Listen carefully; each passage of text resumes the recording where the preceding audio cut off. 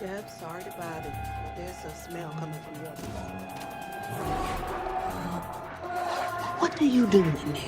Huh? No, on the edge. Let's go. Where? In that damn apartment. The smells, the power tools going all hours of the night. I'm just building something.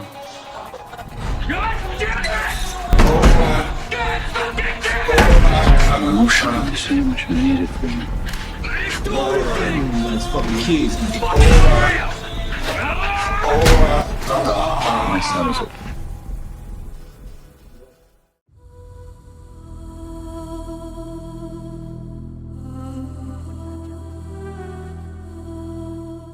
The crimes of Jeffrey Dahmer made the world cringe. 17 murders, cannibalism, sex with the dead.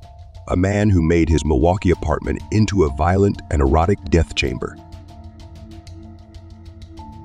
One thing led to another. It took more and more deviant type behaviors to satisfy my urges. Dahmer even tried to create living sex zombies by injecting acid into their brains. Jeffrey Dahmer, it seemed, was as close to raw evil as the world had ever known. Jeffrey thought he was the devil. Jeffrey thought he was so evil that he was equal to the devil. The first child of Joyce and Lionel Dahmer was born in Milwaukee, Wisconsin on May 21, 1960. Just before their first anniversary, his name was Jeffrey. It was a very happy time when Jeff was first born, and for a couple of months it was like everything was brand new and very enjoyable and happy, looking forward to the future. While Jeff's father pursued his chemistry degree, Jeff grew into a bright and loving child. He was very exuberant. He liked to wrestle. He liked to run around and ham it up for the camera. And he liked to play with kids, liked to get together with them. He was very outgoing. Jeff was also an extremely curious child. He seemed to want to play with things and feel things and get to know their texture. And he seemed to be very much in tune with what's around him. He just wanted to know what was going on. He had a fascination with animals as a youngster. Once 4-year-old, Jeff watched his father collect the bones of small animals that had died under the house. I brought him out, put him in a metal pail just to collect them all in one place, and they dropped in with sort of a clanking noise. And Jeff seemed kind of interested in that noise, and he took a hold and let them drop down in too. You know, in retrospect, everything looks grim and dark and sinister. You know, like, could that be the start of something evil? Well, I have to admit, it's simply just the curiosity of a child. Teenage Jeff was discovering that he felt sexually attracted only to men, but the thoughts of sex with men became interlocked with fantasies of killing another man and dismemberment. The fantasies excited him, but they were unspeakable. I think it was around age 14 or 15. Started having obsessive thoughts of violence intermingled with sex. And it just got worse and worse. I didn't know how to tell anyone about it, so I didn't. I just kept it all inside. The fantasies included lying next to an unconscious man. For the first time, Jeff's fantasies crossed the line from his mind into action. He devised a plan. He would knock out a local jogger with a bat and lie next to him. On the day he opted to wait for his victim, the jogger didn't run by. He never attempted the clubbing a second time. In the classroom, Jeff was something of a model student. Very polite to adults, dressed very nice, very respectful to teachers. Did his work. He could be an A student if he wanted to. Other times he would fail a class because he had no interest. He was perfecting his ability to fool authority figures. But as time went on, Jeff became less interested in his performance at school. No one really knew what was going on in his mind. He didn't open up to anybody. He didn't have any close friends. And he had really slipped away from his social life the older we got in high school. At the school near Ohio, Jeffrey remained an alcoholic outcast. His behavior was the subject of mockery from other students, a step Jeff was ready to make. He would kill his first victim just after high school graduation. For Jeffrey Dahmer, the summer of 1978 started with high school graduation. It would be downhill from there. His parents, after years of open and bitter fighting, divorced. Jeffrey's father, Lionel, moved out of the family house in Bath, Ohio, and into this nearby motel unbeknownst to Lionel. Jeff's mother took younger brother David and moved to Wisconsin. Jeffrey found himself home alone.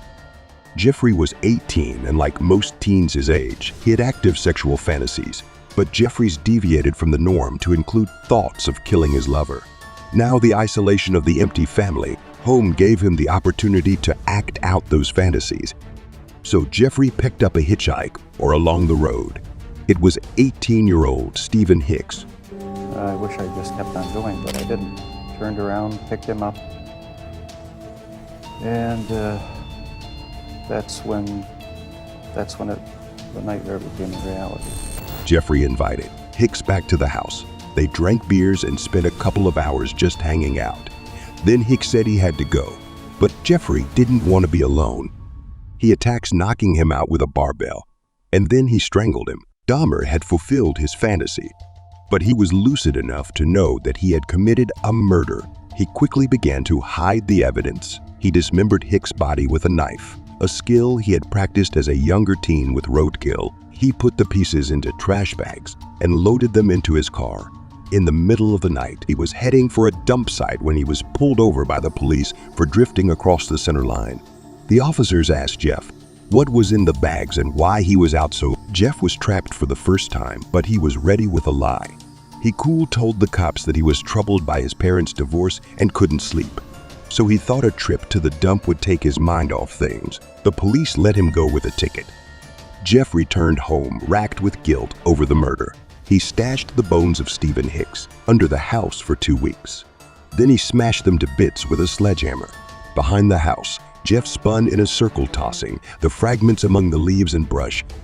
After that, due to his drinking habit, he dropped out of Ohio State University after 1/4 term, and his recently remarried father insisted that he join the Army. Dahmer enlisted in late December 1978 and was posted to Germany shortly thereafter. His drinking problem persisted, and in early 1981, the Army discharged him. Although German authorities would later investigate possible connections between Dahmer and murders that took place in the area during that time, it is not believed that he took any victims while serving in the armed forces. Following his discharge, Dahmer returned home to Ohio. An arrest later that year for disorderly conduct prompted his father to send Dahmer to live with his grandmother, Catherine Dahmer, in Wisconsin. But his alcohol problem continued till next time. He was arrested the following summer for indecent exposure. He was arrested once again in 1986 when 2 boys accused him of masturbating in front of them. He received a 1-year probationary sentence. Dahmer murdered 17 men between 1978 and 1991.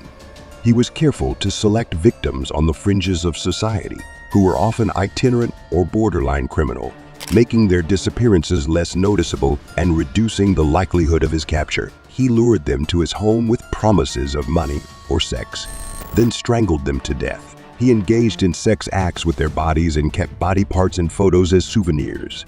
His most popular nicknames, the Milwaukee Cannibal and the Milwaukee Monster, reflect his heinous crimes. Dahmer's reign of terror came to an end in 1991 when one of his intended victims managed to escape and alert the authorities. What they discovered inside Dahmer's apartment was beyond comprehension, a house of horrors filled with body parts, photographs, and evidence of unspeakable acts. In 1992, Jeffrey Dahmer was convicted of 15 counts of murder and sentenced to 957 years in prison. However, his life would come to a violent end just 2 years later when he was beaten to death by a fellow inmate. The case of Jeffrey Dahmer serves as a chilling reminder of the depths of human depravity and the importance of vigilance in identifying and stopping individuals capable of such heinous acts. Thank you for joining us on this journey into the dark recesses of the human psyche. Don't forget to like, share, and leave your thoughts in the comments below. Until next time, stay safe.